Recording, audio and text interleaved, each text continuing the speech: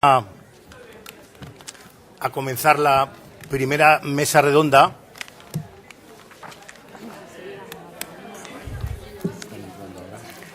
Es que esto yo creo que no. Ahora sí. Sí, buenos días. Vamos a dar comienzo a la primera mesa redonda en torno al tema cultura accesible, que ha sido el tema de esta mañana. Como delegado de la Junta de Castilla y León, quiero dar la bienvenida a todos los participantes en el Congreso, agradecer a la organización que haya elegido Burgos. El otro día, en la presentación del Congreso, en la mesa redonda, decía que a mí me parecía especialmente pertinente. Burgos tiene una larga tradición en estas cuestiones. No en vano, vecino de San Salvador de Oña, de un espléndido monasterio apenas a 55 kilómetros de la ciudad, fue Fray Pedro Ponce de León, y según dice en su lápida funeraria, en el propio monasterio de San Salvador, Dios le dio el don de hacer hablar a los sordos, porque educó por primera vez con un método reglado a dos niños sordos que precisamente eran hijos de los condestables de Castilla, los que mandaron edificar este palacio. Pero no quiero extenderme más. Voy a presentar a los participantes en la mesa redonda, que desde mi derecha hasta mi izquierda son, en primer lugar, Susana de la Sierra. Susana de la Sierra es natural de Santander, nació en 1975, licenciada en Derecho, premio extraordinario de licenciatura, máster en Derecho Alemán y Comparado.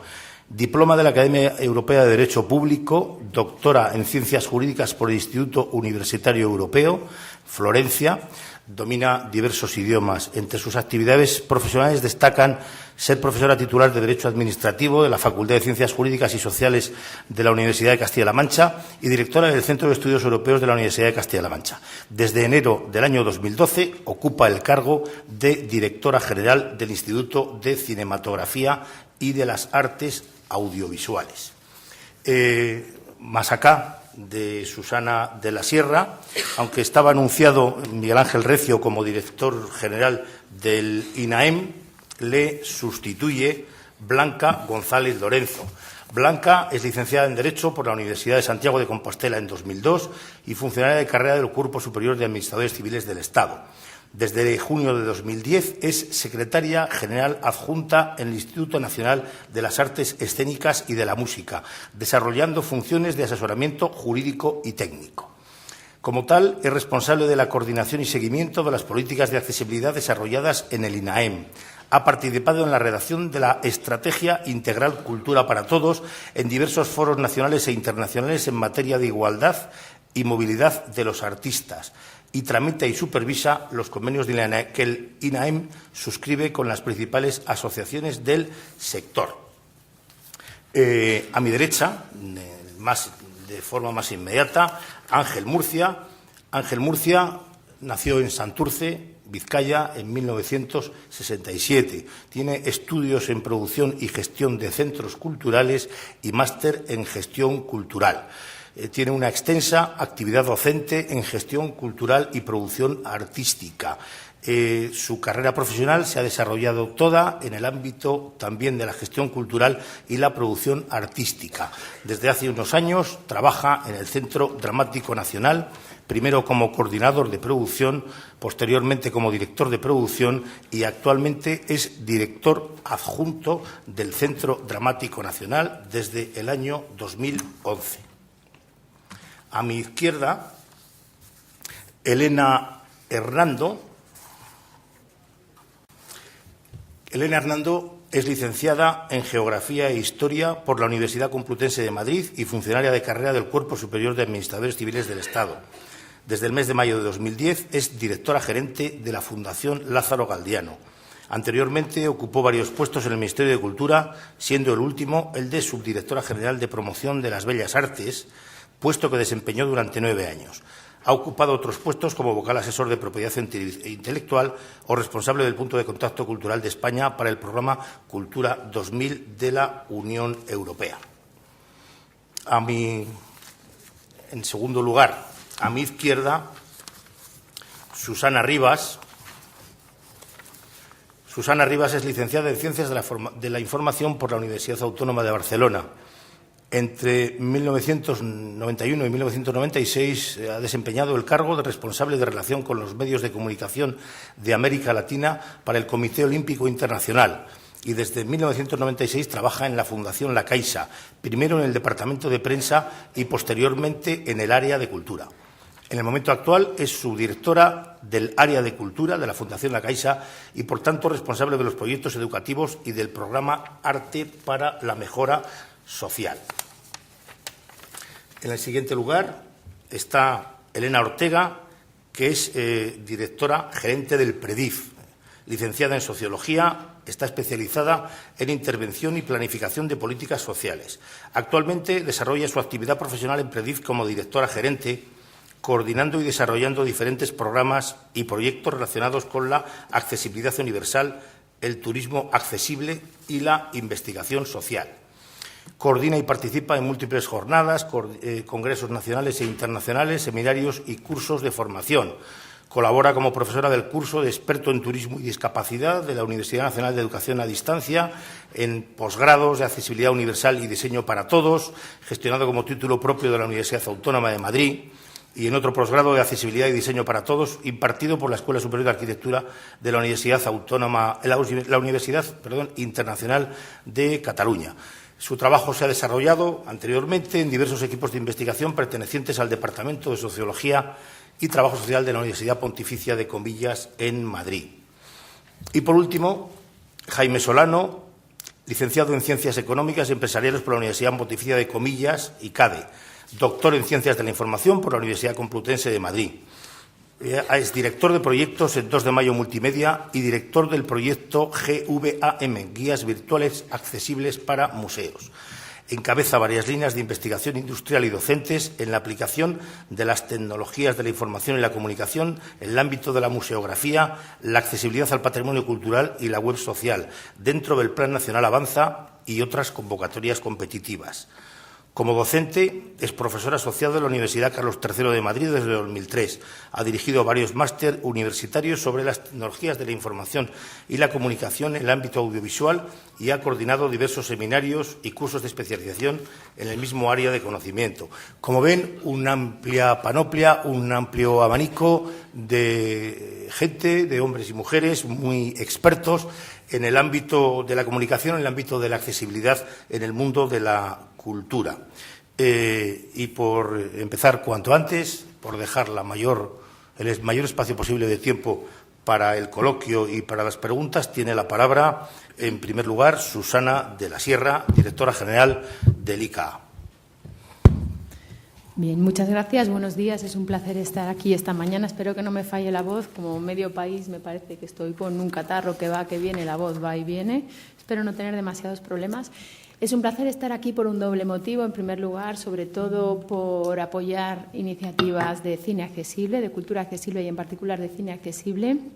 Creo que he respondido positivamente a todas las invitaciones que me han llegado hasta la fecha desde que ocupo el puesto que ocupo en estos momentos de directora del Instituto de la Cinematografía y de las Artes Audiovisuales. Tengo mucha sensibilidad por este tema y, por lo tanto, en primer lugar, es un placer apoyar de nuevo todo lo relacionado con el cine accesible. En segundo lugar, es un placer también hacerlo en Burgos, porque es cierto que soy de Santander, soy cántabra, pero soy medio burgalesa, toda la familia materna, mi madre incluida, son de Burgos y en este sentido contribuir a apoyar a Burgos como ciudad accesible es, insisto, un gusto también desde el punto de vista personal.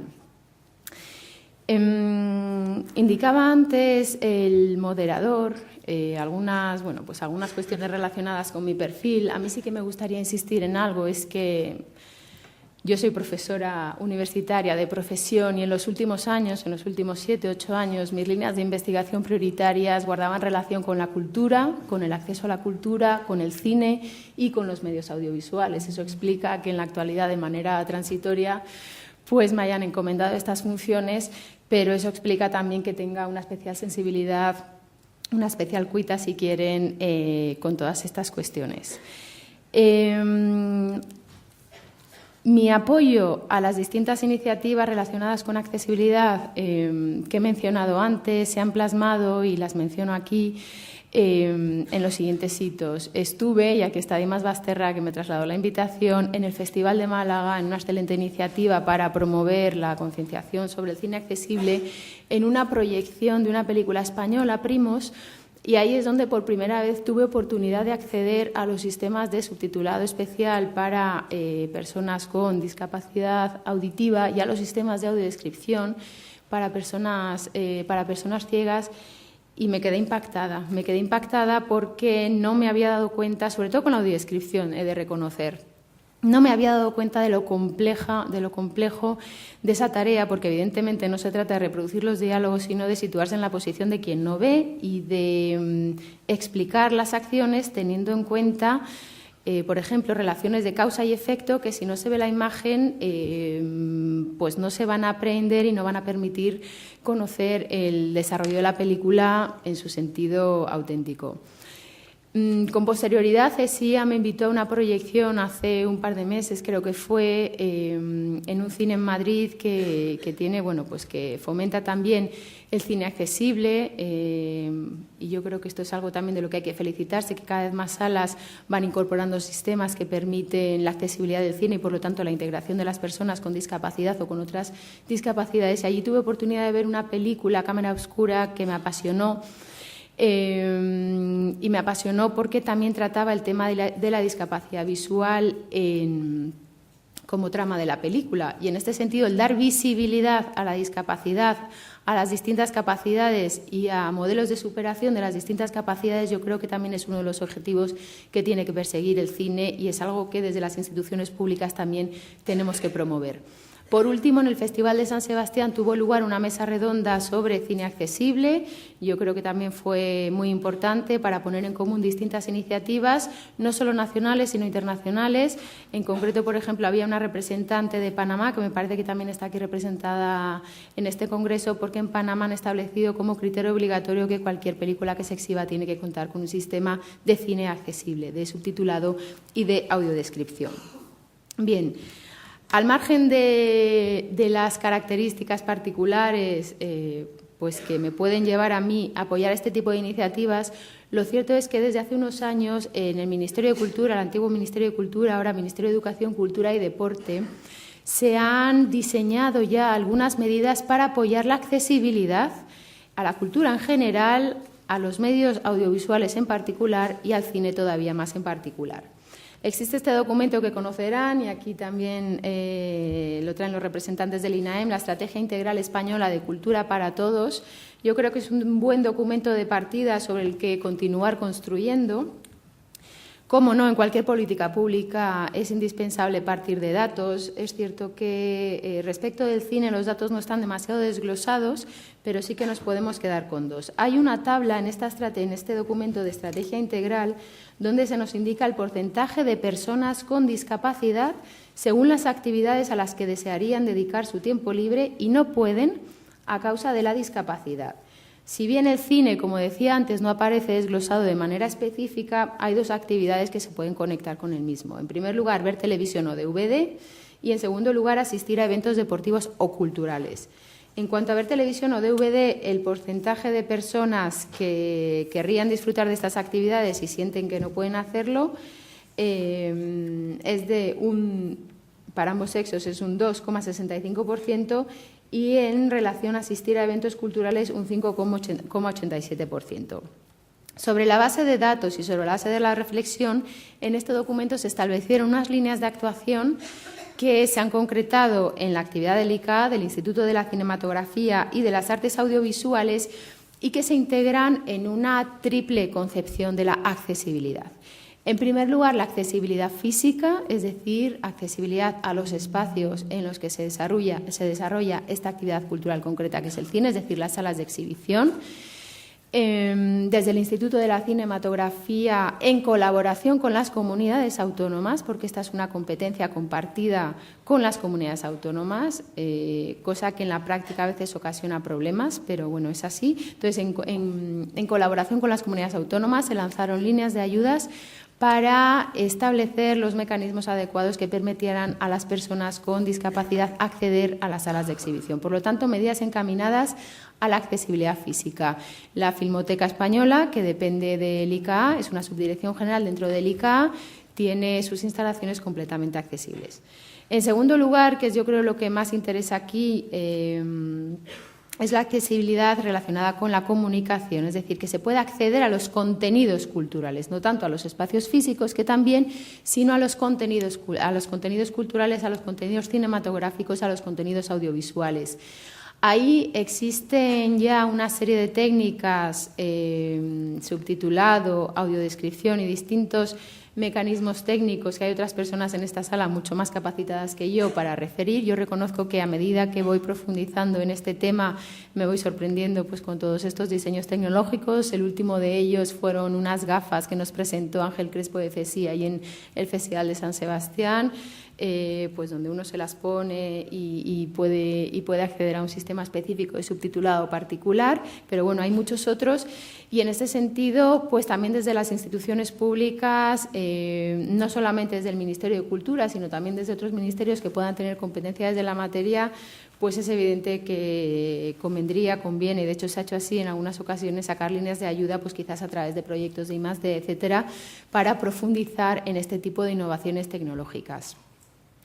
Además de la accesibilidad y junto a la accesibilidad en materia de comunicación, es decir, acceder a los contenidos audiovisuales, todas estas estrategias, todas estas políticas públicas, todas estas líneas de actuación no tendrían sentido si no se persiguiera pues, un objetivo más general desde el punto de vista de la comunidad en su conjunto, que es la accesibilidad social, es decir, permitiendo que las personas con discapacidad auditiva o visual accedan a los contenidos audiovisuales, a los contenidos cinematográficos, se les está ayudando también a integrarse en la sociedad, en la medida en que pueden participar en conversaciones sobre las últimas películas que se han estrenado, pueden acceder también a esos contenidos con lo que ello conlleva, en la medida en que el cine es un instrumento muy potente o puede serlo, de crecimiento personal, emocional, en la medida en que con el cine también pues, se enseñan estrategias de gestión de emociones, cosa que, por ejemplo, es muy importante en la infancia y, por lo tanto,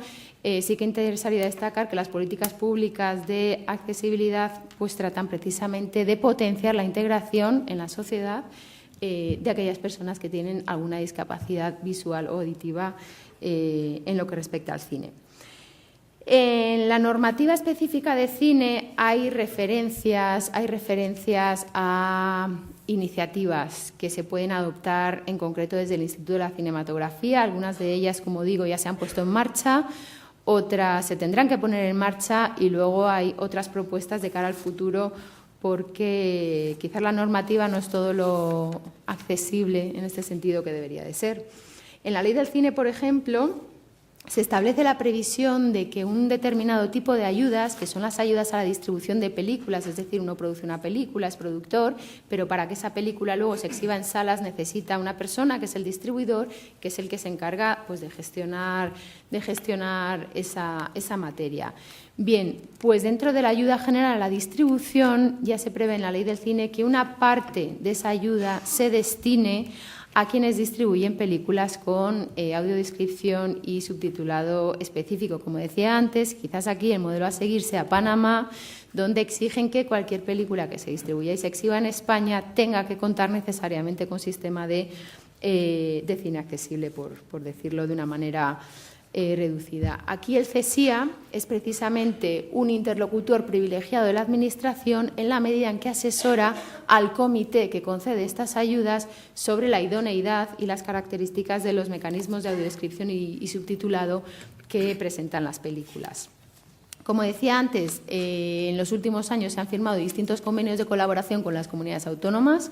Uno de ellos, como indicaba, para permitir el acceso físico a las salas de exhibición cinematográficas, pero también ha habido otros y algunas líneas específicas del ICA, como una que acaba de salir, que es un convenio ICO para conceder préstamos a las salas de exhibición para digitalizar dichas salas. El cine está pasando de ser de un formato de 35 milímetros a cine digital. El cine digital per se pues aumenta las posibilidades de que el cine sea accesible, dado que precisamente el subtitulado pues resulta más sencillo que en los formatos más clásicos de 35 milímetros. En este sentido, por lo tanto, las políticas encaminadas a favorecer y fomentar la digitalización de las salas indirectamente también apoyan la accesibilidad de los contenidos. Bien, voy terminando. Una última mención. Las políticas públicas encaminadas a poner sobre la mesa las cuestiones relacionadas con la discapacidad lo son, por un lado, aquellas que promueven la accesibilidad, como mencionaba antes, pero también es importante visibilizar la discapacidad. Lo mencionaba antes al aludir a la película Cámara Oscura. En este sentido, el cine puede tener también una función pedagógica fundamental, como en otros órdenes, pero también aquí en relación con la discapacidad. De hecho, mi intención era haber proyectado hoy un capítulo de un documental precioso que vi el otro día en la Seminci, en el Festival de Cine de Valladolid, un documental que se llama Madre, de Mabel Lozano. Son 5 capítulos sobre distintas formas de maternidad. Una de ellas es Irene Villa, a quien conocerán, porque es una persona conocida. Y Irene Villa yo creo que es un ejemplo de superación admirable y su relato es una autofilmación de su embarazo. Su relato es emocionante, es una mujer llena de energía, de dinamismo, pero lo que me llevaba a proyectarlo aquí hoy, que finalmente no ha sido posible, es porque me habían dicho que era un documental que la ONCE se había comprometido, y se ha comprometido y así lo ha hecho, a subtitularlo y autodescribirlo. Me enviaron el documental para que lo proyectara aquí y estaban muy ilusionados, pero resulta que el que me han mandado no tiene audiodescripción ni subtitulado, por lo tanto no tenía demasiado sentido, pero sí que quería mencionar que, pues que en otras ocasiones quizás puede ser un buen ejemplo para ilustrar lo que se puede hacer con el cine, también para visibilizar esa discapacidad y para, pues normalizar las distintas capacidades. Los festivales, por último, los festivales de cine, a mi juicio, en relación con esta visibilidad de la discapacidad, son un instrumento esencial para apoyar la integración de las personas en la sociedad. Aquí es donde yo creo que tenemos que hacer los deberes, porque la convocatoria de ayudas a festivales, a mi juicio, presenta deficiencias. Está pensada única y exclusivamente, lo cual tampoco está mal que esté pensada para eso, pero sí que esté pensada única y exclusivamente para fomentar aquellos festivales que mejoran la industria o que son positivos para la industria cinematográfica. Ese es, por supuesto, uno de los objetivos de los festivales, que permiten que las películas circulen, que se conozcan, que en su caso se lleguen a proyectar fuera de nuestras fronteras. Pero a mi juicio los festivales también desempeñan otra función social de primer orden, en la medida en que el cine, como decía antes, es un instrumento pedagógico, es un instrumento social muy potente que pues permite concienciar sobre determinadas cuestiones que interesan a la comunidad. Estamos hablando de discapacidad, pero podríamos hablar de otras muchas cuestiones, como son las cuestiones educativas, como es la situación de la mujer. Y a mi juicio, y lo vamos a intentar, convendría cambiar las bases de las convocatorias de los festivales para permitir que se pueda conceder una puntuación específica para aquellos festivales que persiguen este tipo de objetivos sociales. Porque de otra manera, cuando el comité realiza sus valoraciones y realiza sus puntuaciones, estos festivales quedan abajo del todo y no hay manera posible con esos criterios de que compitan en igualdad de condiciones pues con otros festivales que, en la medida en que son beneficiosos para la industria cinematográfica, pues reciben mejor puntuación. En ese sentido, por supuesto, son unos deberes que nos competen a nosotros, que quería ponerlos sobre la mesa, y termino ya mi intervención agradeciendo la amable invitación que me habéis trasladado y mi absoluto apoyo a todas vuestras iniciativas. Muchas gracias.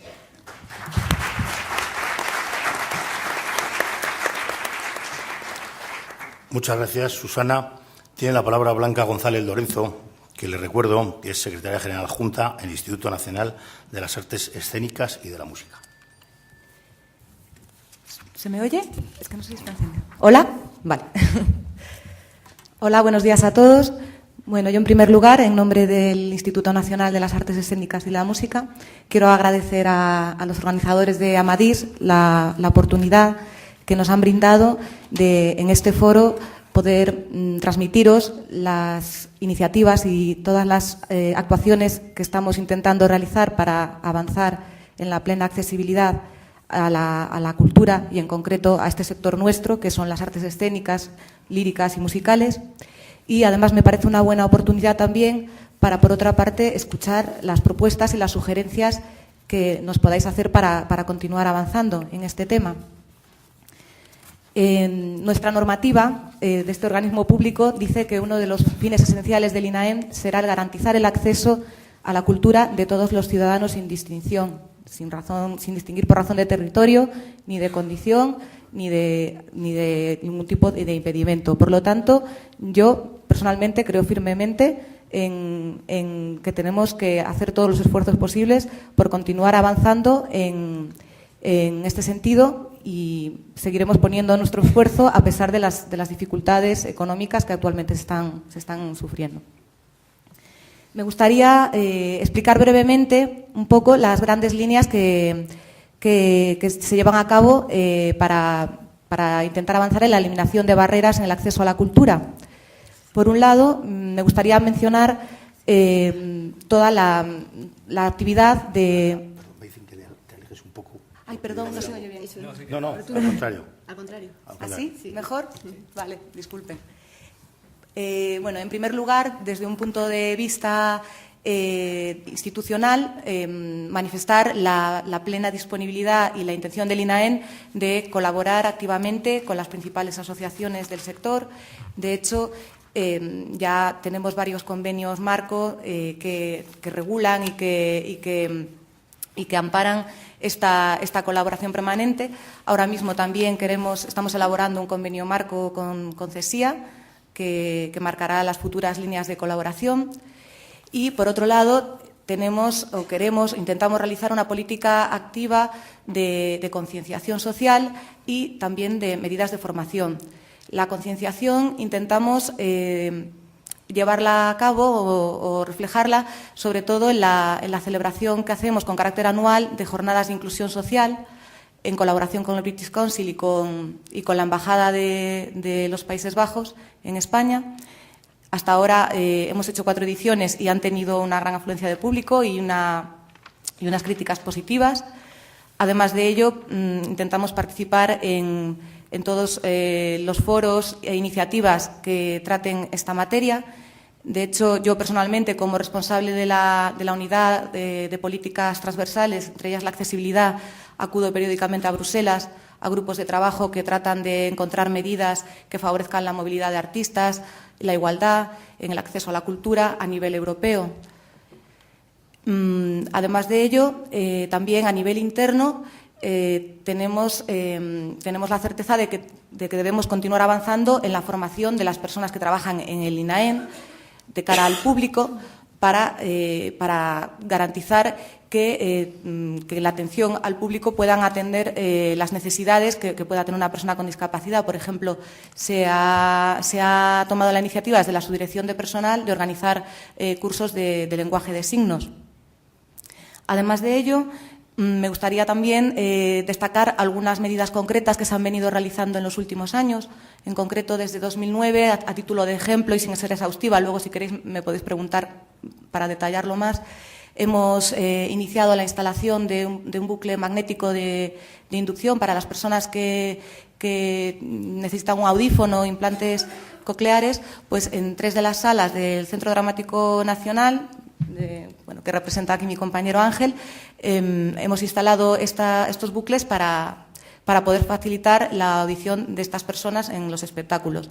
Pero además de ello, más recientemente hemos suscrito convenios de colaboración que mi compañero os podrá explicar mejor para garantizar una accesibilidad más integral, incluyendo también la tecnología del sobretitulado, subtitulado y la audiodescripción. Además de ello, también quería comentaros que en breve, con motivo de la celebración del Día Internacional de la Accesibilidad, en la víspera, el 2 de diciembre, se prevé la Compañía Nacional de Teatro Clásico realizar una jornada íntegramente accesible, dotada de los medios técnicos que os acabo de mencionar. Por otro lado, también en todos los premios, certámenes e iniciativas en las que participa el INAEM, de forma bien con aportaciones económicas o con su organización, se ha intentado, se han hecho algunos proyectos de ediciones accesibles, y uno de los ejemplos son los premios Buero, que también explicará mi compañero con más detalle. Además de eso, y ya no solo hablando de la accesibilidad de carácter sensorial, pues también me gustaría mencionar que a pesar de que algunos de nuestros teatros, debido a su carácter histórico y que por ello son edificios antiguos y demás, que a pesar de esas dificultades se ha intentado por todos los medios salvar los obstáculos de carácter arquitectónico. Se han hecho inversiones importantes ya en ejercicios pasados para dotar a los teatros más antiguos, como la Zarzuela o como el María Guerrero, pues a la Zarzuela de Salvaescaleras.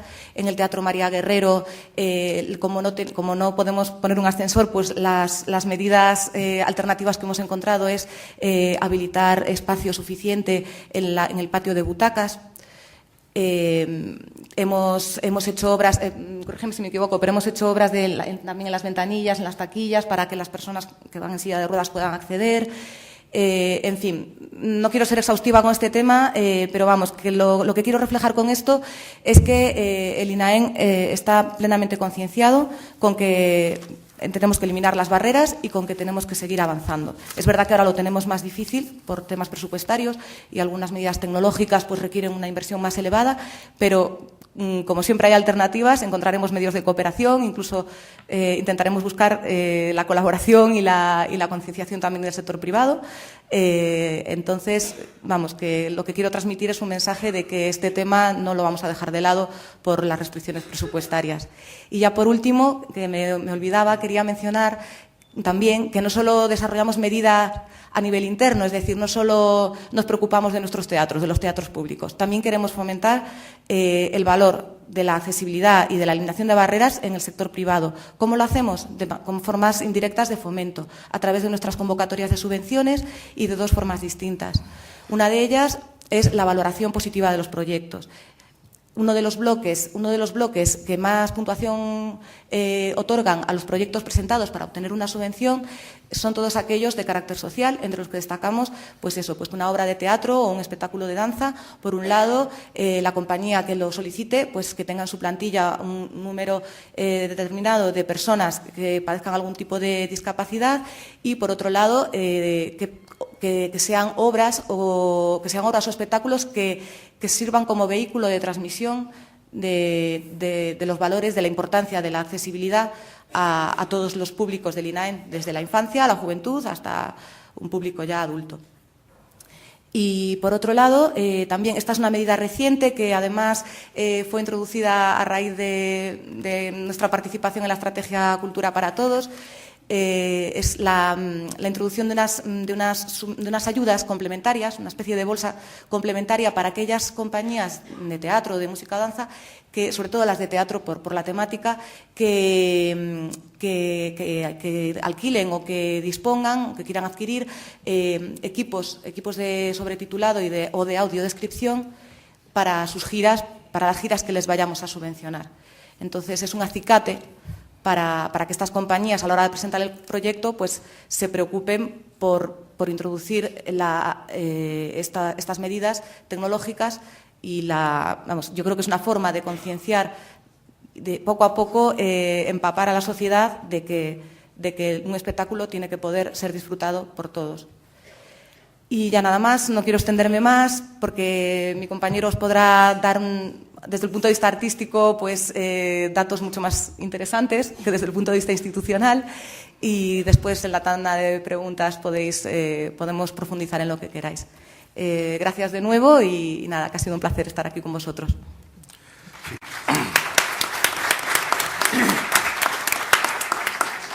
Muchas gracias, Blanca, por esta visión desde el mundo del teatro y las artes escénicas.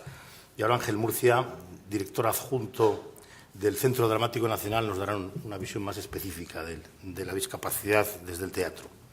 Buenos días y muchas gracias. Gracias a CESIA por invitarnos y a la organización de Amadís. Yo creo que lo importante es un poco que empezamos a entender el Centro Dramático Nacional es una institución pública, pero dependiente del INAEM. Entonces, las líneas de actuación, lo que ha contado Blanca y nosotros somos uno, no somos dos instituciones que vamos diferentes. Todas las líneas de actuación que ha contado Blanca son de absoluta obligatoriedad de aplicación dentro del Centro Dramático Nacional. Entonces, el Centro Dramático Nacional cambió de director, cambió en enero de este año. El nuevo director fue elegido por un concurso público y en sus líneas de actuación y sus líneas de trabajo estaba justamente la accesibilidad de la cultura para todos. Imagino que eso fue uno de los puntos que hizo que fuese seleccionado a cambio de otros concursos, de otros proyectos que se presentaron. El Centro Dramático Nacional cuenta con 2 teatros, que es el Teatro Valle Inclán y el Teatro María Guerrero. El María Guerrero es el teatro que es un teatro de finales del siglo XVIII, que, como decía Blanca, tiene unas barreras arquitectónicas que cuando nosotros llegamos ya sabíamos que el bucle no se podía instalar. El Valle Inclán los tiene instalado, la Princesa lo tiene instalado y la Sala Francisco Nieva las tiene instaladas. 2 son de 500 butacas, 2 salas son unas de 120 butacas y otra es de 60. Cuando llegamos y empezamos con el proyecto de la dirección artística de Ernesto Caballero, que ha empezado en esta temporada, en septiembre, que las temporadas nuestras van de septiembre a julio, una cosa que estuvimos estudiando, porque 6 meses antes estábamos ya mirando cómo podíamos implantar el proyecto de Ernesto, era cómo podíamos hacer realidad todo esto de lo que estamos hablando hoy, del teatro accesible. Vino un proyecto que es de Apten, la empresa Apten, que coordina lo que antes Javier os ha explicado, de la mano de la Fundación Vodafone. La Fundación Vodafone patrocina el teatro accesible para todos y lo que se hizo fue hacer una selección de 9 espectáculos que se iban a hacer en las salas grandes. No hemos hecho las salas pequeñas porque son espacios polivalentes y no sabemos artísticamente cómo va a ser la posición de las butacas. Puede ser que sea de forma circular, puede ser de muchas maneras, entonces esto nos daba muchos problemas para poder lanzarlo desde el primer momento. Decidimos coger 9 espectáculos y sin hacer una valoración artística, exclusivamente lo hicimos por una valoración técnica. ¿Cuáles eran los espectáculos? Que era más fácil instalar todo el sistema. Ya hemos hecho 2 experiencias, que fue Nadie verá este vídeo, de Martín Krim, en el Teatro Valle Inclán, y Los consejos de San Felipe, de Alonso de Santos, que por una avería que tuvimos en el María Guerrero, lo hicimos en el Teatro Español. La experiencia fue muy buena, la verdad que es un poco difícil de contabilizar, por lo que os contaba Javier, porque no sabemos muy bien cuántos son la gente que realmente ha leído los sobretítulos y sabemos cuánta gente ha podido cogerlo del bucle, pero desde el Centro Dramático Nacional pensamos que lo importante no es saber ahora mismo cuántos tenemos, lo importante es implicar algo que se tiene que ir prolongando a lo largo del tiempo. Nos queda, los siguientes espectáculos que tendremos es Doña Perfecta, de Pérez Galdós, que se hará en el María Guerrero, Cyrano de Bergerac, en el Teatro Valle Inclán, Yerma, en el María Guerrero, Transición, en el María Guerrero, Esperando a Godot, en el Valle Inclán, La monja Alférez, en el María Guerrero y el régimen del pienso, en el María Guerrero. Los días que hemos seleccionado es miércoles, jueves y viernes. Los miércoles porque es el día del espectador, con lo cual el ciudadano puede elegir si quiere coger una butaca a precio reducido. Jueves es el día que está entre medias, que realmente es por hacer puente, y el viernes porque es el fin de semana, de tal manera que el ciudadano puede elegir en qué momento quiere ir, de los diferentes precios y qué nivel de butacas puede comprar, por una cosa que nos preocupaba y lo hablábamos y que es una cosa que hemos dado muchas vueltas, porque yo estaba antes en el equipo anterior, siempre decíamos que lo que no podemos hacer es obligar al ciudadano que compre la entrada del patio butacas, que es la entrada más cara. Con este sistema, con el sistema de Apten y de la Fundación Vodafone, nos permite que el ciudadano pueda elegir la butaca que quiera. Es verdad que la accesibilidad o la visibilidad es mejor de la mitad para atrás, pero el ciudadano, cuando se ponen todas las entradas a la venta, las puede comprar con la misma facilidad que lo puede comprar el resto y elegir qué butacas son las más importantes para ellos. Con este programa vamos a tener 27 funciones y es una obligación que nosotros cumplimos desde la Dirección Artística del Centro Dramático Nacional con el INAEM, que nos obligaba, nos sugería que hiciésemos este tipo de acciones. La segunda acción que tenemos es realizamos un festival que se llama Los Premios Buero, que patrocina la Fundación Coca-Cola, que es este certamen de teatro juvenil que se realiza por toda España, que se hace una selección. Luego hay un comité, expertos, que eligen 5 compañías. Estas 5 compañías se presentan en el Teatro María Guerrero. Los espectáculos me parece que no pueden ser mayores de 25 años los participantes y llevamos haciéndolo como 6 años con el Centro Dramático Nacional. Antes no sé dónde se realizaba. Desde este año, gracias a CESIA, también estas funciones son accesibles para todos con el mismo sistema. Y luego hay un proyecto, hay un programa que se llama Una mirada diferente, que es un certamen que queremos realizar. Ahora mismo estamos realizando un certamen en el Teatro Valle Inclán que se llama Una mirada al mundo, que es teatro internacional, y queríamos explicarle a nuestro público. Tenemos una mirada al mundo, tenemos la programación habitual y también queríamos hablar de una programación diferente. Es la normalización de la diferencia. Queríamos dar hueco a esas compañías que, en un principio, queríamos dar hueco a esas compañías que no tienen el acceso a un escenario profesional para mostrar su trabajo. Esto que empezó como que queríamos dar hueco, hemos descubierto que existe el hueco, que existen las compañías, existen compañías nacionales y compañías internacionales. Unas son semiprofesionales, otras son amateurs y otras son profesionales. Buscando, hemos encontrado que profesionales, en España hay pocas, a nivel internacional hay muchas. En el mes de septiembre, coincidiendo con las Paralímpicas, hizo un certamen en Londres, y en el certamen, que estaba patrocinado por el British Council y que van a subvencionar las compañías, se mostraron una selección, la selección que ellos decidieron, de las compañías más interesantes y del trabajo profesional sobre esta temática. Y hay que decir que el nivel es muy, muy alto y nos queda mucho trabajo por hacer aquí en España. Después de este viaje hemos vuelto a hablar sobre qué es la realidad de todo esto, porque ya os digo, este proyecto acaba de comenzar con Ernesto Caballero, es un camino que tiene que funcionar a lo largo de los próximos 5 años de las líneas de acción, de dirección. Y creemos que, de alguna manera, desde la dirección tenemos que impulsar la creación artística. Y que limitar o eliminar lo máximo posible todas estas barreras, unas que pueden ser físicas y otras pueden ser temáticas. Pero el Centro Dramático Nacional, en sus estatutos, lo que pone es la promoción de la autoría contemporánea. No podemos obligar, pero sí podemos insinuar que hay un tipo de temática que nosotros queremos. Por eso hemos hecho este festival, que se llama Una mirada diferente, una normalización de la diferencia. Quería también un poco hablar cómo fue la experiencia, cómo ha sido la experiencia, porque hay 3 relaciones que se han dado con Acten, que es la relación con el edificio, la relación con los espectadores y la relación con los creadores. El edificio tiene las barreras que tiene, el Valle Inclán es un teatro más moderno, con lo cual todo es mucho más fácil, el María Guerrero es mucho más complicado. Pero también nos encontramos con una cierta reticencia por parte de los técnicos o del personal de sala. Hay que explicarles, hay que decirles cuál es lo que implica toda esta actividad, por qué la estamos haciendo, por qué el INAE nos obliga, pero aparte que el INAE nos obligue, realmente creemos que es una acción, es una forma de llegar a más público, que también es una necesidad que nosotros tenemos. Realmente por parte del personal técnico no hubo ningún problema y por parte de sala, gracias a los planes de formación, es mucho más fácil entender que realmente nosotros hacemos un trabajo para el ciudadano, que es quien nos paga y nuestra obligación. En relación con los espectadores fue un poquito más complicado. Como ayer hablábamos, nosotros, al ser una institución pública, recibimos muchas quejas constantemente por todo el tipo, por la temática, es el derecho del ciudadano a decir lo que piensa y nosotros de recibirlo y contestarle. Hemos recibido algún tipo de queja, muy poco, y es una cosa muy, muy anecdótica cuando alguien se queja porque le parece invasor el sistema de la sobretitulación. Nosotros lo que sí les explicamos es que, como os decía antes, tenemos el Festival de Una mirada al mundo. Una mirada al mundo se hace en diferentes idiomas. Ahora lo tengo en inglés, en inglés y catalán el espectáculo, el siguiente es en ruso, el siguiente va a ser en inglés y 2 compañías de Latinoamérica. Están acostumbrados, nuestro público está acostumbrado a leer sobretítulo. No nos parece una razón que sea una queja que exista en la pantalla. Y también digo que es muy, muy poca. La existe y cuando existe le contestamos que, que son los planes, que son las nuevas leyes, que vamos marcando todas las líneas que hace y, aceptamos las quejas e intentamos cada día hacerlo mucho mejor. Y luego la relación con los creadores.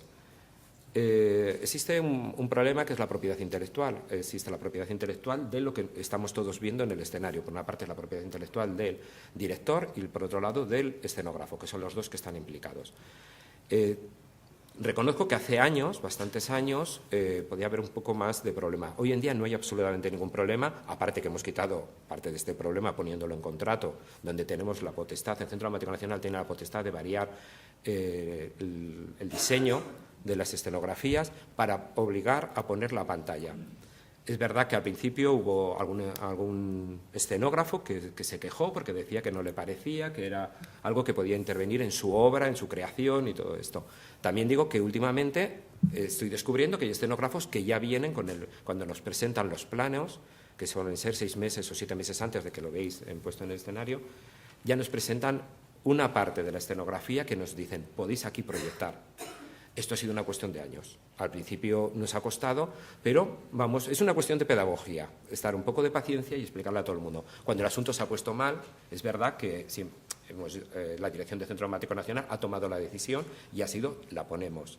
Pero desde hace mucho tiempo no tengo ningún tipo de problema, no tengo ningún tipo de discusión al respecto y creo que ya más o menos la gente empieza a entender que esto es una necesidad que tiene la sociedad. Y los terceros, dentro de la parte artística, que más o menos pueden sufrirlo, son los actores. Por parte de los actores nunca he recibido ninguna queja.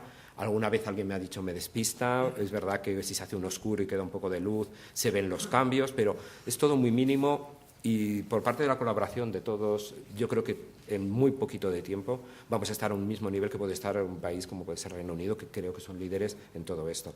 Antes de venir he estado mirando los planes de actuación de diferentes teatros y por lo que he encontrado, Reino Unido en todos sus teatros está muchísimo más avanzado, obviamente, que nosotros. Alemania me ha parecido que no estaba tan avanzada, cosa que me ha sorprendido, y Francia también. Tiene unos planes de actuación bastante interesantes. Por el momento, yo creo que a favor está casi toda la estructura, que estamos trabajando en ello, y en contra recibimos muy pocas quejas y realmente cada día es menos, y cosa que nos satisface a la dirección muchísimo porque está dentro del plan director de Ernesto Caballero. Es un servicio público el que nosotros damos y creemos que las funciones tienen que ser accesibles. No hay más discusión sobre el tema. Y que la programación creemos que tiene que ser interesante. Puede ser que empecemos una mirada diferente con algunas compañías que pueden ser semiprofesionales. Queremos que las compañías futuras sean profesionales y en vez de limitarlo en el tiempo, queremos que sea diluido a lo largo de toda la programación. Y nada más. Muchas gracias por poder estos minutos poder estar con vosotros.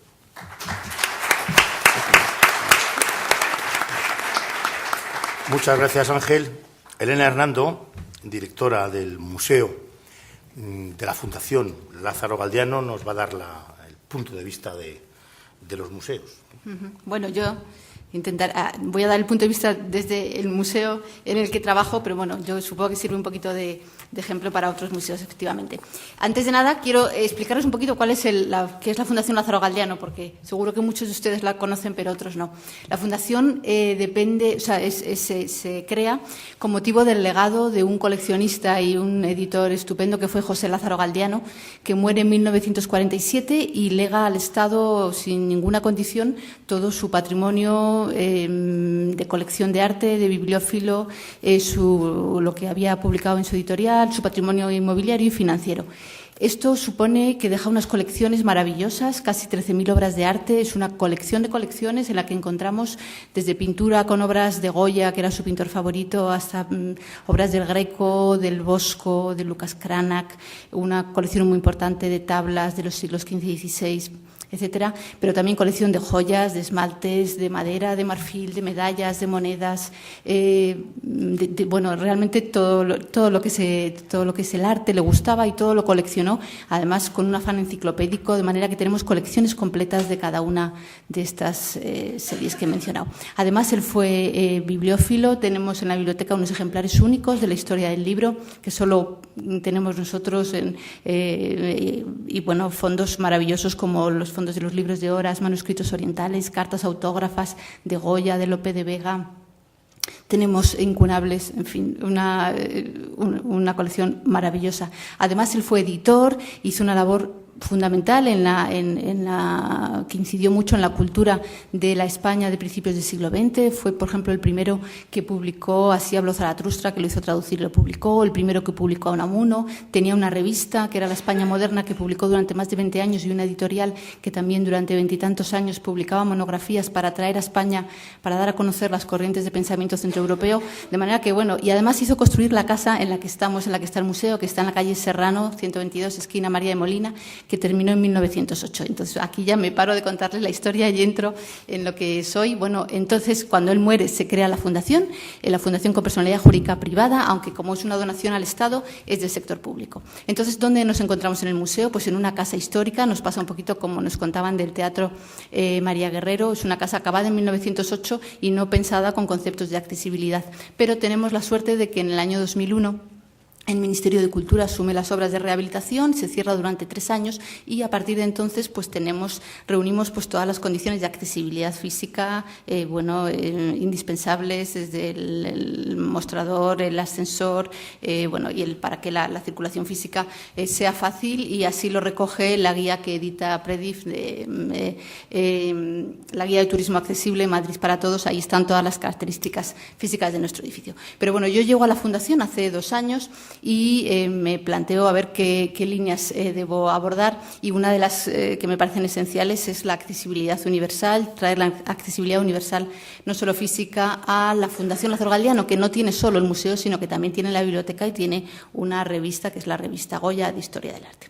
Entonces, bueno, para hacer realidad eso de garantizar la accesibilidad universal, que tan difícil es así en primera instancia abordarlo sin tener recursos económicos, pues lo que hicimos en un primer momento fue hablar con la Fundación 11 y firmamos un convenio hace justo ahora 1 año, en septiembre del año 2011, para promover y facilitar el acceso y disfrute de las personas con discapacidad al conocimiento de las artes plásticas, ¿no?, con la intención de que toda manifestación cultural tenga ese carácter inclusivo que tiene que tener. En ese convenio marco pues establece que la Fundación 11 pues nos ayudará a detectar las necesidades tanto para la accesibilidad física como para la de el conocimiento, pues la necesidad de hacer folletos en braille, la necesidad de hacer textos adaptados para personas con discapacidad intelectual, etcétera. Y nosotros, por nuestra parte, nos comprometemos a estudiar esas medidas, intentar implementarlas en la medida de nuestros recursos económicos y hacer programas educativos dirigidos a personas con discapacidad. A día de hoy hemos avanzado en que está a punto de celebrarse un curso de formación para el personal que atiende al museo, un curso que nos va a organizar vía libre del Grupo Fundosa, y con ello intentamos que aprendamos estrategias y habilidades para tratar al personal con discapacidad.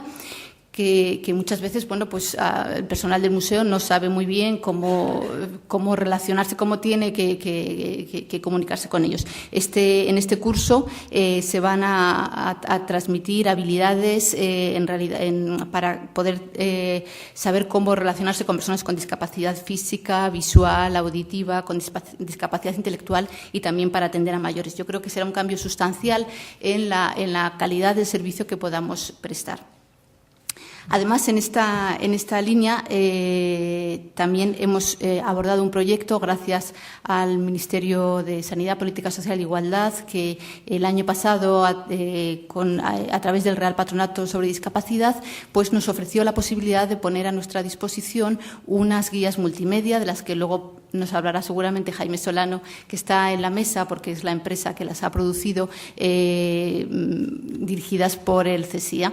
Y pues en estas guías GEVAM, estas guías multimedia, se pretende que estas guías faciliten la visita para el personal, las personas que tengan una discapacidad visual o una discapacidad auditiva, de manera que en estos dispositivos que tenemos en el Museo Lázaro Galdiano y que también tiene actualmente el Museo Sorolla, pues tenemos una relación de 40 piezas en las que aparecen los mapas interactivos, aparecen imágenes, locuciones, subtitulados, lengua de signos, audiodescripción y magnificadores de pantalla. Eso se realiza además a través de una pantalla grande con una botonera muy sencilla de manejar y con una pantalla táctil y con un sistema de orientación en el interior del museo que facilita mucho la visita.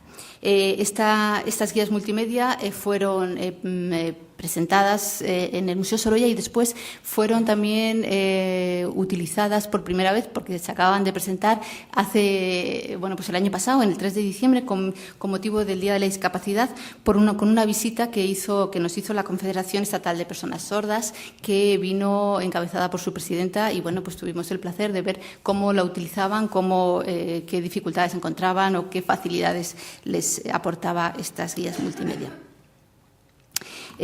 Más allá de estos temas, quiero ser rápida para dejar seguir a mis compañeros. Otros temas que estamos abordando son los de la digitalización de nuestros fondos. Nosotros tenemos de las obras de arte, de las 12.600, hay 5.000 obras que están volcadas en la base de datos de Europeana. Esta Europeana, como probablemente sepan algunos de ustedes, cumple con el nivel AA de conformidad con las directrices de accesibilidad para el contenido web 1.0, de manera que todos esos contenidos tienen esa exigencia de accesibilidad para todos. Y además, desde la biblioteca también estamos haciendo campañas potentes en la medida de nuestras posibilidades para digitalizar nuestros ricos fondos y, de hecho, ya tenemos digitalizados y colgados, por ejemplo, manuscritos de los siglos XIII, XIV y una parte del XV, que son casi 19.000 páginas, también con esos criterios de accesibilidad. Tenemos digitalizado, aunque todavía no colgado, los documentos y libros de los siglos XVII y XVIII, 105.000 páginas que ya están digitalizadas por la Comunidad de Madrid, pero aún no se han puesto en la web, como digo. Acabamos de recibir una ayuda para digitalizar todo el archivo de la España moderna, de la editorial, que será el archivo más rico conservado de una editorial de la época. Serán casi 40.000 documentos y también será con criterios de accesibilidad. De manera que, esto yo creo que es una manera muy necesaria de garantizar la accesibilidad universal, que cada uno desde su casa, desde su ordenador, pueda tener acceso a todas las colecciones y que pueda trabajar con ellas sin ningún problema.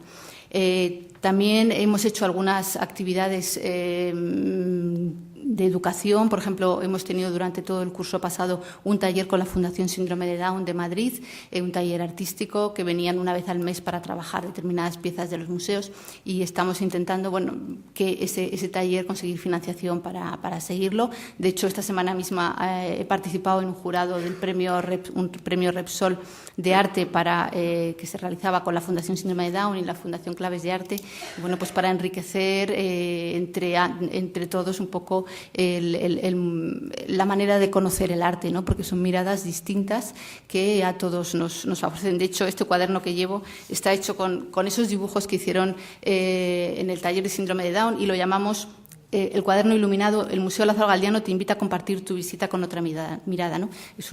Combina ilustraciones de este taller con hojas en blanco, pues para que cada uno cuando vaya al museo pueda aportar o escribir sus impresiones o lo que quiera, pero teniendo también presente otra manera de ver las cosas.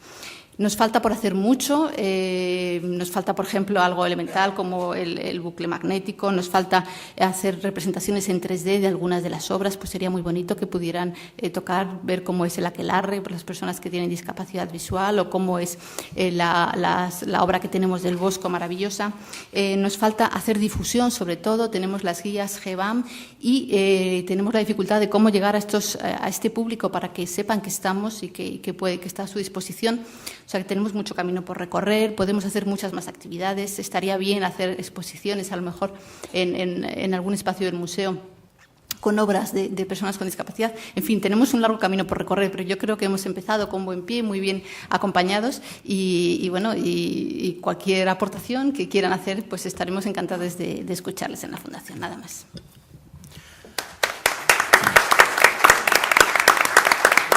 Sí. Muchas gracias, Elena. A continuación, Susana Rivas, de la Caixa, su directora de la de Cultura, que nos va a hablar, yo creo que de cultura y arte en general desde el punto de vista de una fundación, de una obra social. Buenos días, muchas gracias a los organizadores de Amadis por habernos invitado a la obra social de la Fundación La Caixa en este congreso.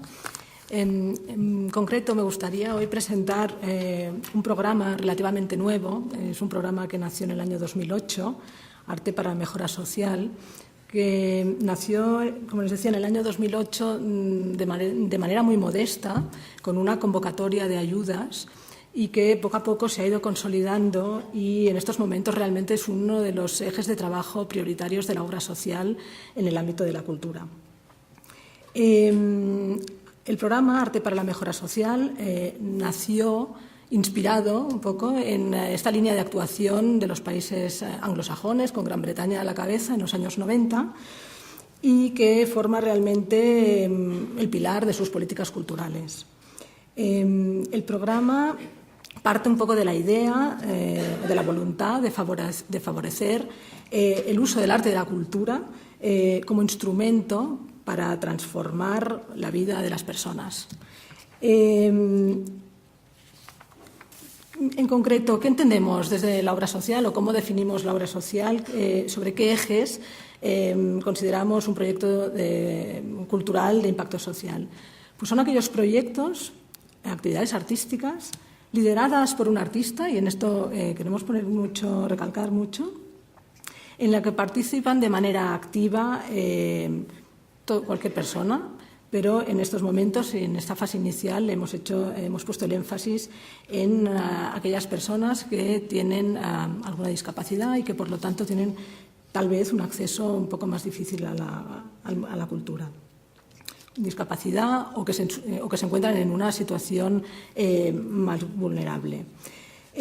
¿Con qué objetivo? Pues con el objetivo de intentar mejorar algunos aspectos de desarrollo personal, de cohesión y de inclusión social. Con estas premisas iniciamos el proyecto, como les decía, en el año 2008, con una convocatoria de ayudas a artistas y entidades culturales que estuviesen ya trabajando en este tipo de proyectos.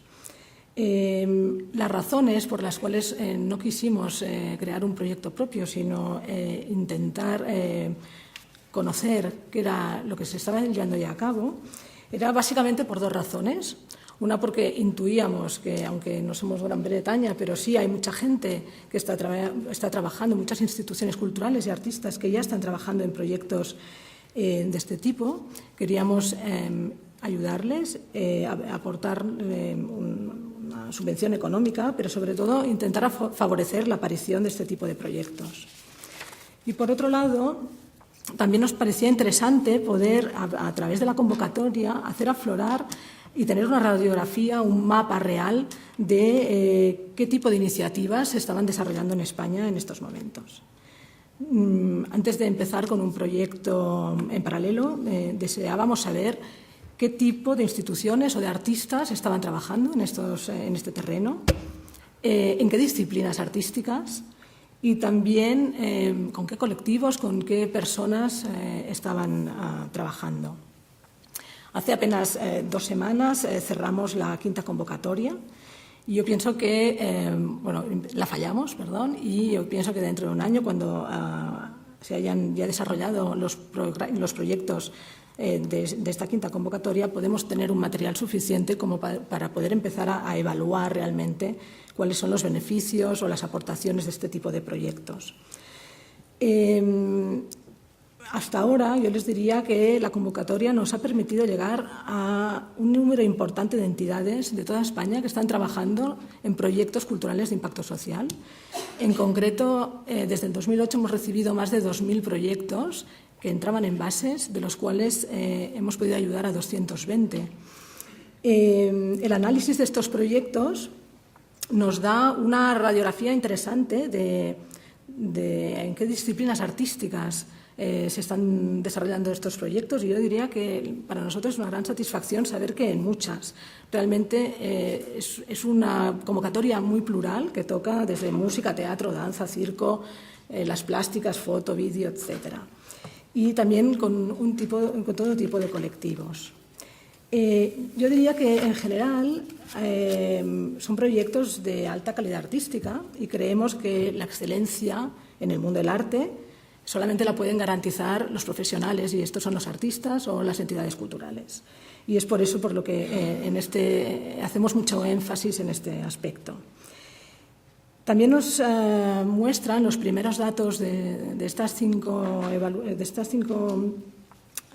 años trabajando, es que hay una implicación muy importante de todos los participantes. Y, por otro lado, que el proceso creativo en el que, de la mano del artista, estos colectivos trabajan a lo largo del tiempo, favorece realmente los beneficios de carácter más social.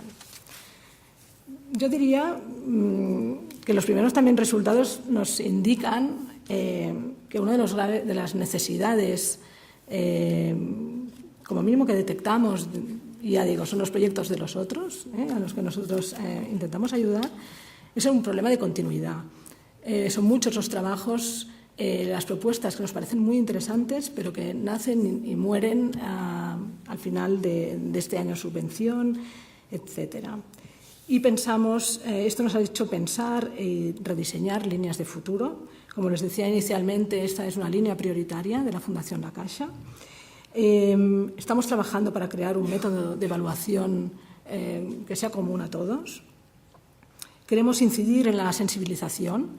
Pensamos que es la difusión de este tipo de proyectos las que pueden hacer también accesible a todo tipo de público. Y, por otro lado, intentamos, en la medida de lo posible, la normalización, y aquí también pues me uno y tiendo lazos hacia este Festival de la Diferencia.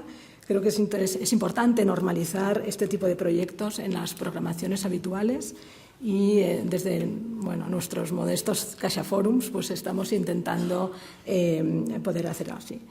Nada más. Yo había traído un pequeño vídeo de la convocatoria del año pasado, donde beneficiarios y artistas pues cuentan un poco el beneficio que ellos ven en este tipo de proyectos. Es Sol Picó, que entiendo que es una reconocida bailarina y coreógrafa, y hizo un proyecto en una escuela de Poblasec de Barcelona, y es un vídeo muy cortito que, si queréis, os lo paso y que sean ellos los que lo cuenten.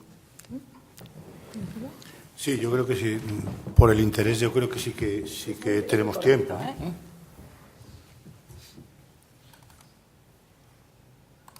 Además, estamos hablando de arte y nunca mejor dicho que una imagen vale más que 1000 palabras, ¿no? Lo siento por los siguientes intervinientes, pues voy a tener que cortar las alas más de lo debido. No sé si se sabía. No se oye. Soy Sol Picó, soy coreógrafa, bailarina y llevo la dirección artística de la compañía Sol Picó. Estamos llevando a cabo un proyecto cuya máxima intención es aportar, traspasar a niños que no tienen la posibilidad de acceder a este tipo de disciplinas artísticas, enseñarles parte de nuestra experiencia, enseñarles de qué manera entrar en el mundo de la danza, del teatro, de la escenografía, de la construcción. Un paso adelante, dos hacia atrás, uno adelante, dos hacia atrás, y es algo muy lento, pero siempre hay un conato de alguien que ves que sí que va evolucionando. Yo también me voy, ¿eh?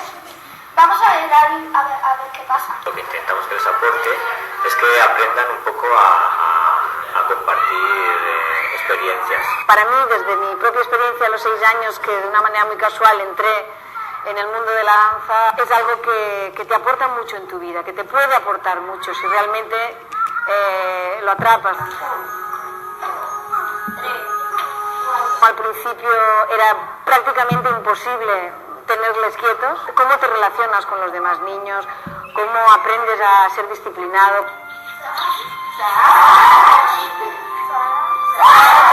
Cómo realmente algo habían captado de todo aquello y cómo habían entrado. Fue una evolución muy interesante.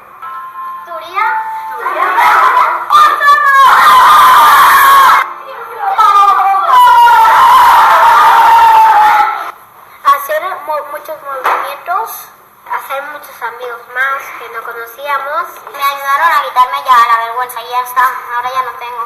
El primer día tampoco lo hacíamos tan bien, pero cuando nos fuimos acostumbrando ya lo hacemos un poco bien. El tipo de movimientos que ellos desde la espontaneidad y desde la improvisación les nacen es algo realmente curioso y enriquecedor, personal y artísticamente, desde luego.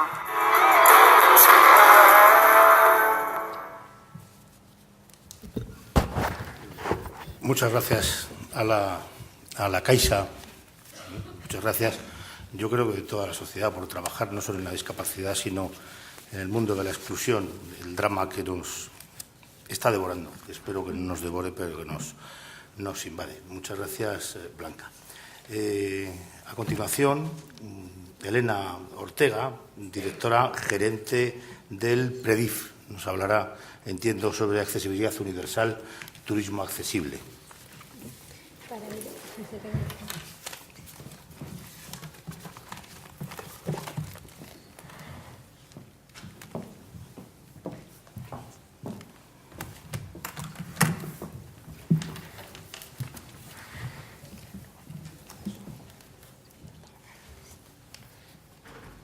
Elena traía preparada una intervención de 20 minutos y como yo le he dicho que 10, dice, bueno, voy a arreglarla. Le he sugerido que tachara una línea sin pares. Yo creo que al final el resultado va a ser perfectamente inteligible. Lo que no sé es dónde me lo han puesto aquí en los informáticos, porque yo le he dado la referencia, pero no la encuentro. No sé. Pues... Los informáticos acuden al rescate. Últimos documentos, a lo mejor. Si entras aquí en iniciar, ahorita documentos. A ver si está por ahí.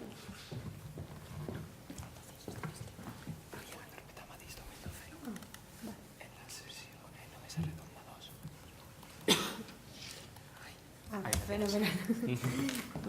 Bueno. Siempre cuando hay prisas, todo va más despacio. Bueno, buenos días a todos. En primer lugar, agradecer a la organización de Amadis que haya contado con nosotros y, bueno, comentar que yo voy a aportar una visión distinta porque yo vengo de PREDIF. PREDIF es una plataforma representativa estatal de personas con discapacidad física, pues que tiene otra perspectiva y otra forma de ver las cosas y nosotros pues lo que intentamos es buscar herramientas para mejorar el acceso a la cultura, al turismo, etcétera, etcétera. Y además, otro punto de vista diferente que yo voy a intentar aportar es que a mí me han pedido que hable de turismo accesible. En España tenemos la gran suerte que el turismo abarca infinidad de temas y de ámbitos, cultura, naturaleza, etcétera, etcétera. Pero bueno, hoy ya que estamos en cultura, pues lo intentaré ceñir a este ámbito también. Bueno, como os he comentado, vengo en representación de personas con discapacidad física, pero no obstante, a pesar de venir en representación de personas con discapacidad física, he puesto una definición que me gustaría que reflexionáramos porque en base a esto va toda la ponencia. Para PREDIF, un destino turístico será accesible cuando todos los entornos, servicios y productos que se ofrecen en la oferta turística permiten que todas las personas puedan tanto acceder como utilizar como disfrutar estos servicios y además pues de una manera normalizada, autónoma y segura. Simplemente comentar que muchas veces en España, cuando ponemos el conjunto de entornos, servicios y productos, es que encontramos muchísimas iniciativas aisladas. Por ejemplo, en Madrid, no es el caso, pero es un ejemplo, si el Museo Lázaro Galdiano hace un importantísimo esfuerzo pero no está complementado por otras acciones, que en el caso de Madrid sí que lo es porque es un destino que apuesta muy fuerte por el tema de la accesibilidad, pues la gente no podría llegar.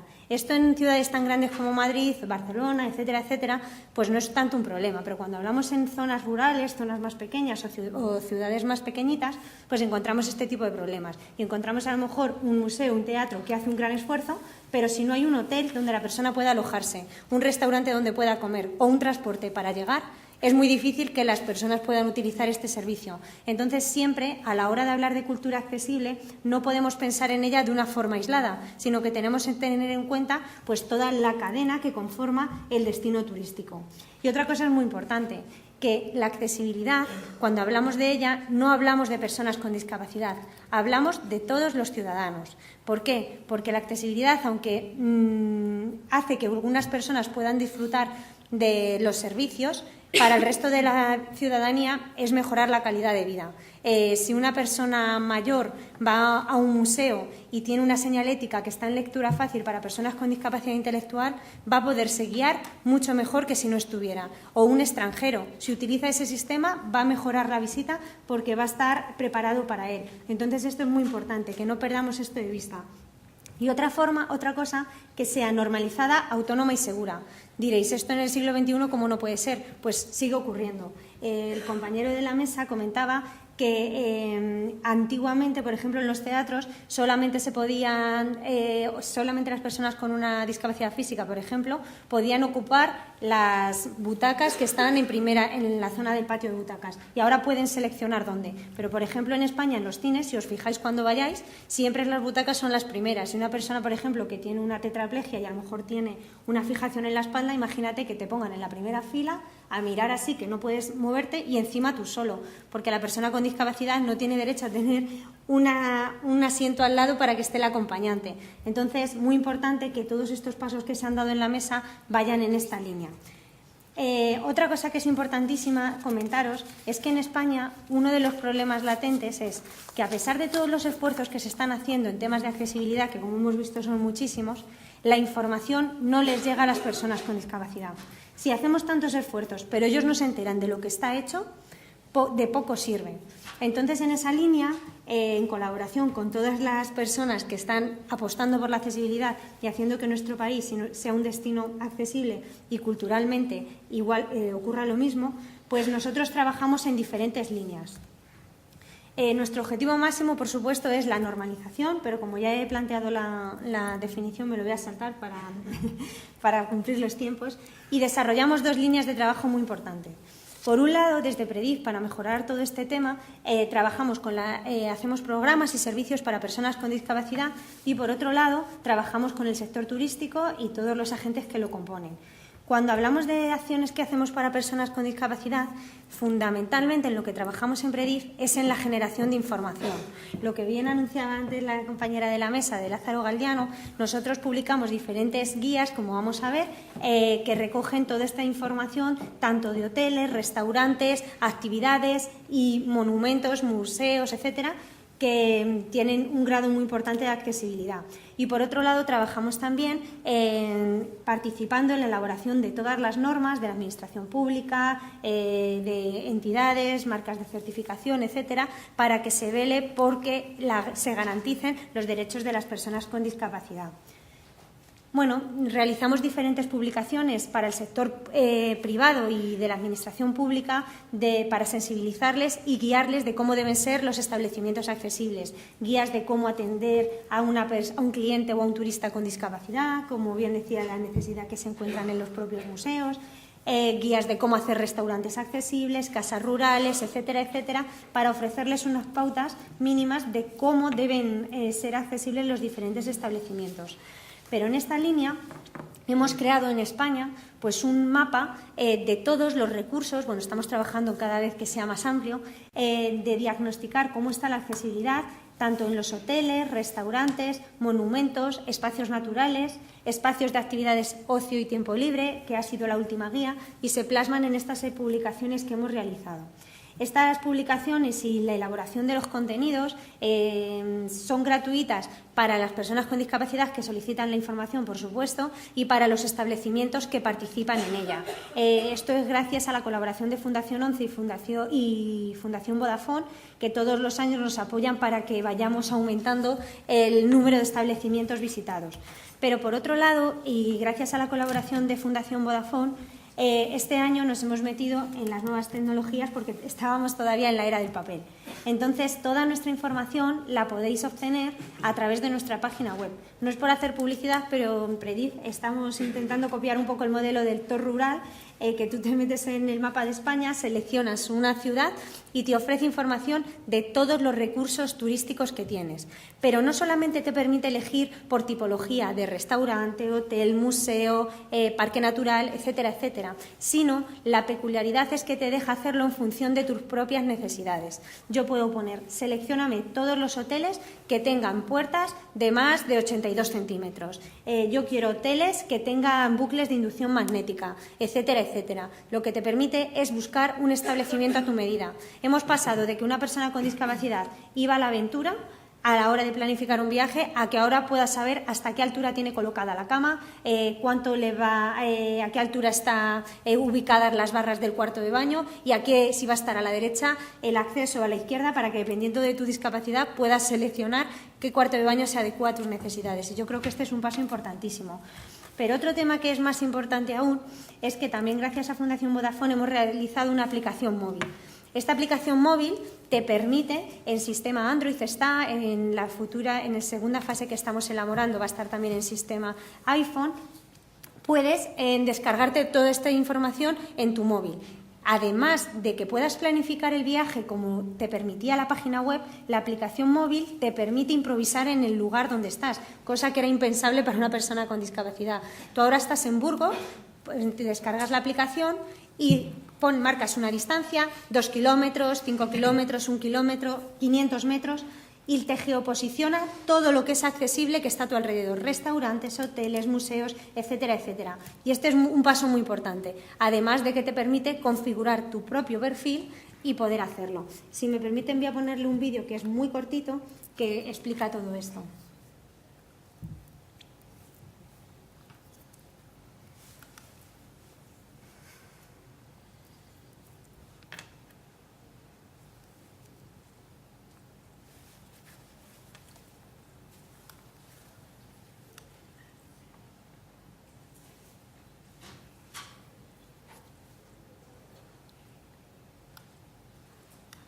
Que va despacio.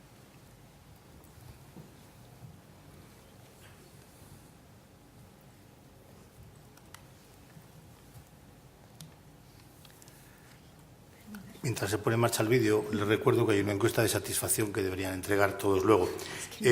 Como tenemos muy recortado el tiempo, vamos a tener que restringir al máximo las preguntas, pero tanto las preguntas que se puedan hacer en la sala como las que se hagan a través de Twitter serán contestadas. Se las distribuiremos a los ponentes y serán contestadas a todo el mundo, se dará satisfacción a todo el mundo. Turforol es una aplicación accesible y gratuita promovida por la Fundación Vodafone España con el apoyo de Predif y desarrollada por la empresa 3G Soluciones Móviles. El objetivo es ofrecer a las personas con discapacidad y al público en general información sobre las condiciones de accesibilidad de más de 1000 establecimientos turísticos de toda España y distintas tipologías, aprovechando las ventajas y utilidades que ofrecen las nuevas tecnologías. Turforol permite al usuario planificar su viaje por medio de un buscador que ordena la información de los establecimientos, por provincia, por categoría y por otros criterios de búsqueda avanzados. Los establecimientos están clasificados en 10 categorías: alojamientos, restauración, oficinas de turismo, monumentos, museos y centros culturales, ferias y congresos, naturaleza y playa, ocio, instalaciones deportivas y rutas urbanas. La aplicación permite al usuario personalizar sus criterios de búsqueda y seleccionar establecimientos que cumplan con sus propias necesidades de accesibilidad, según su discapacidad, ya sea física, visual, auditiva o intelectual. A través de un sistema de geolocalización denominado Cerca de mí, permite identificar los establecimientos turísticos accesibles más próximos. Los usuarios pueden marcar como favoritos aquellos establecimientos que le interese tener siempre identificados. La información que se ofrece de cada establecimiento ha sido recogida in situ por los técnicos de accesibilidad de Predif, que desde el año 2004 cuenta con un protocolo de comprobación de accesibilidad específico para establecimientos turísticos.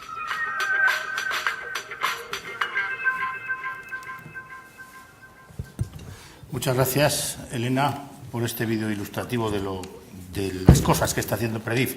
El último interviniente es Jaime Solano y el último tiene el inconveniente de que los tiempos se acumulan. Lo sé. Por favor, concreción. Jaime Solano, recuerdo que trabaja, además de en docencia, en investigación, sobre todo en nuevas tecnologías para la accesibilidad. Muy bien, pues muchas gracias. Ante todo, pues también a la organización por darme la oportunidad también en esta mesa de dar también una visión quizás distinta de lo que se ha expuesto aquí. Quizás a mí me toca más un poco lo que sería el sector privado. Efectivamente, yo soy el representante de una de las empresas, o de las entidades, perdón, en este caso, que dieron forma al proyecto GEBAM, a las guías virtuales accesibles para museos, y también soy el responsable de las implantaciones que se han venido realizando y de las que se van a realizar en los próximos años de esta solución, de este sistema en los museos españoles y también de otros países, tanto de Europa como de América. Lógicamente, bueno, en cuanto a estos museos, también efectivamente hemos hablado en esta mesa, el Museo Lázaro Galdiano, como Elena ha comentado antes, ha sido uno de los museos donde pudimos implantar las guías, gracias también, por supuesto, al apoyo del Real Patronato y del CESIA. En el caso del Museo Arqueológico Nacional, que esta mañana hemos tenido la oportunidad también de escuchar algo sobre ese desarrollo, ahí contamos, lógicamente, con la inestimable ayuda del Ministerio de Educación y Cultura y la Fundación Orange, que es la entidad privada que de alguna forma también ayuda y apoya estas implantaciones, ¿no? Pero no voy a hablar de GEBAM, ¿vale? Es decir, creo que ya se ha hablado bastante esta mañana, muchos de vosotros ya lo conocéis, y lo que sí querría hacer es compartir con vosotros mi visión y mi experiencia de todos estos años, que ya son 20 en lo que sería el trabajo en nuevas tecnologías y difusión de la cultura, y 12 como docente en comunicación audiovisual, ¿no? Yo durante todo este tiempo lo que sí me he dado cuenta es de que, si bien es cierto que cada vez tenemos más dispositivos y más tecnología que surge cada día y que de alguna forma acrecienta la brecha digital que, lógicamente, para las personas con discapacidad se presenta y se acrecienta, también creo que lo que he visto todos estos años es que el tiempo de reacción y el tiempo de convergencia de todas esas soluciones en cuanto a lo que serían disponer de versiones accesibles es cada vez menor. Si pensamos, por ejemplo, en Internet, es decir, vamos por así decirlo, el gran fenómeno de difusión de la cultura de los últimos tiempos, y pensamos cuánto tiempo se tardó en implantar soluciones normalizadas de accesibilidad a las páginas web, podemos estar hablando perfectamente de más de 25 años.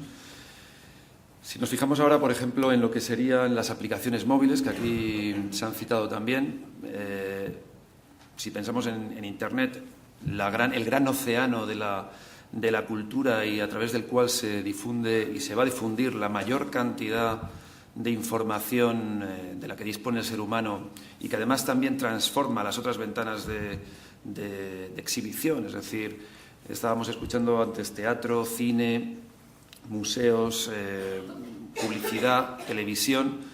De alguna forma, Internet también impregna todas esas ventanas con su forma de entender y la forma que de alguna forma, ha llevado al público. Es decir, los hábitos que en Internet se desarrollan se trasladan también a los otros soportes y, por tanto, hay que pensar en Internet.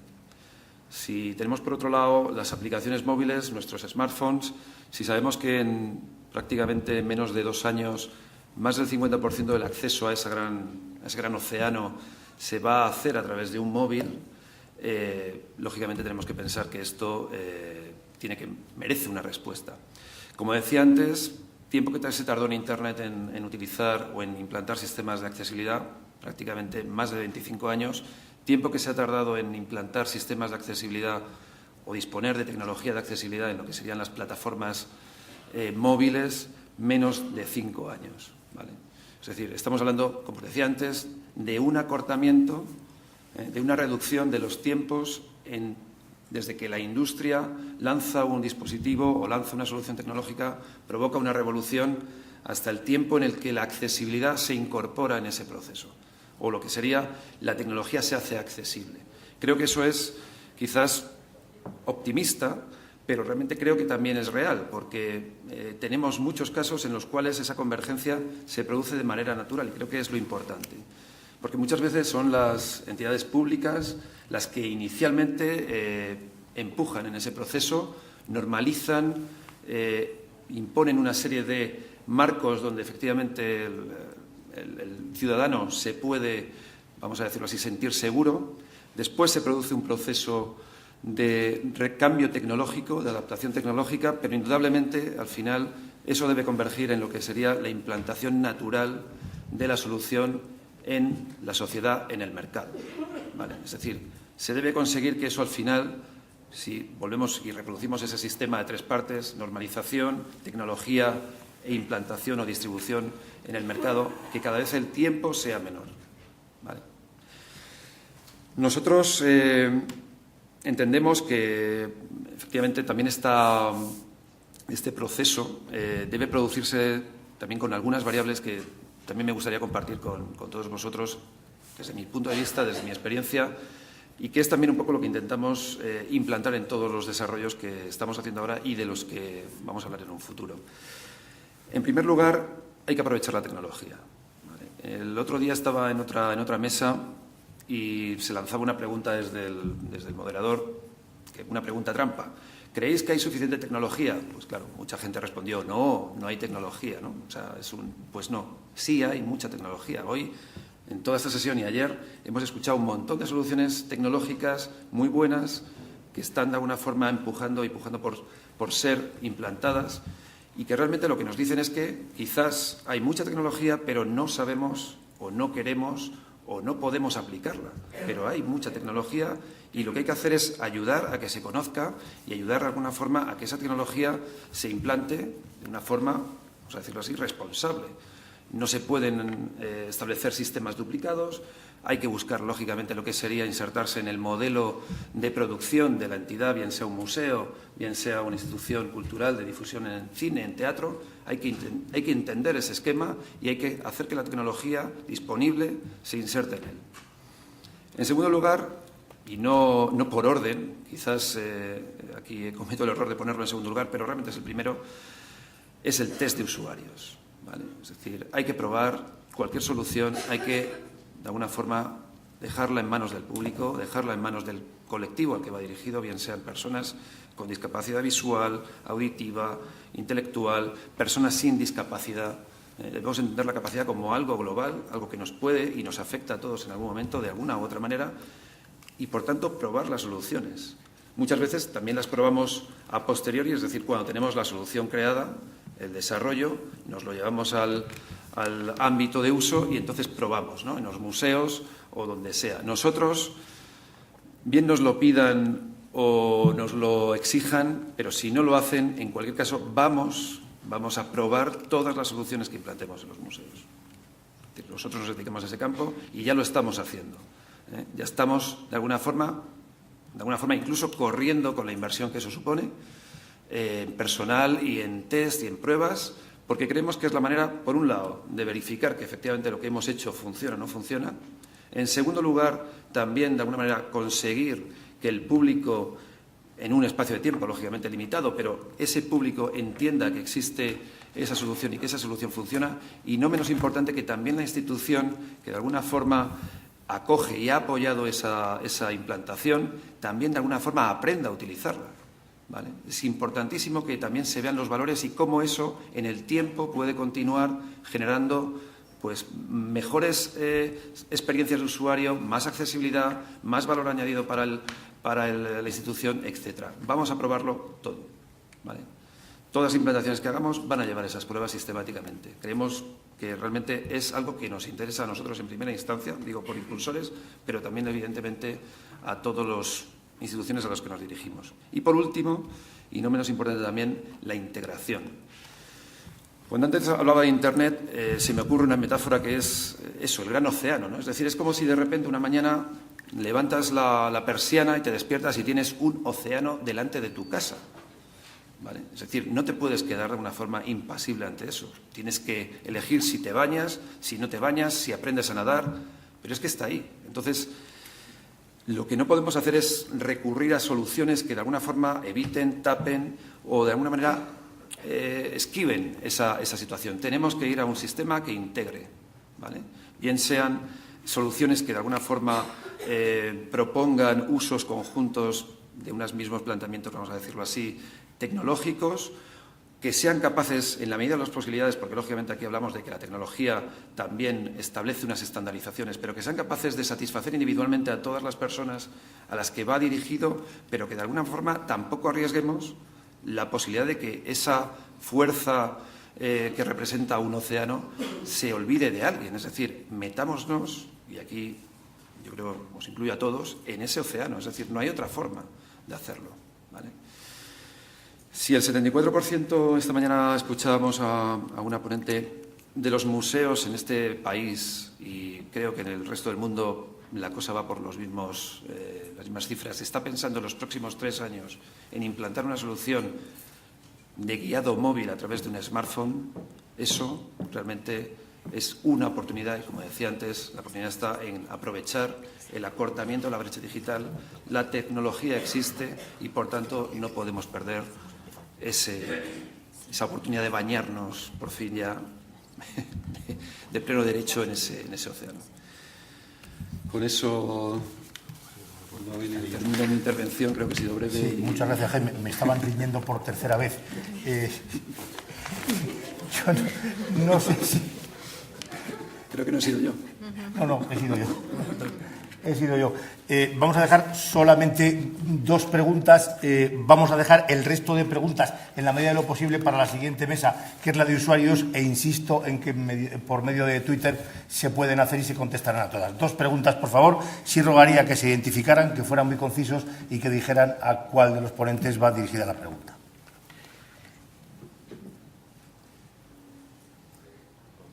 Sí, por ahí por la izquierda tenemos... perdón, pensaba que... no eso. Yo creo que he asustado a todo el mundo lo suficiente para que no hagan preguntas. Perdón por mis malos hábitos en el uso de la moderación. En nuestro descargo hay que decir que hemos empezado con 25 minutos de retraso y hemos acabado prácticamente con los mismos 25 minutos. O sea que no hemos sido excesivamente prolijos. Mi enhorabuena a todos los ponentes. Yo creo que hemos visto la accesibilidad desde todos los ámbitos y hemos visto además una accesibilidad horizontal. Yo creo que las intervenciones han sido muy ilustrativas, especialmente para los legos en la materia como yo. Reitero mis disculpas y el compromiso de la organización de contestar a todas las preguntas que se hagan por otras vías que no sean directamente. Muchas gracias.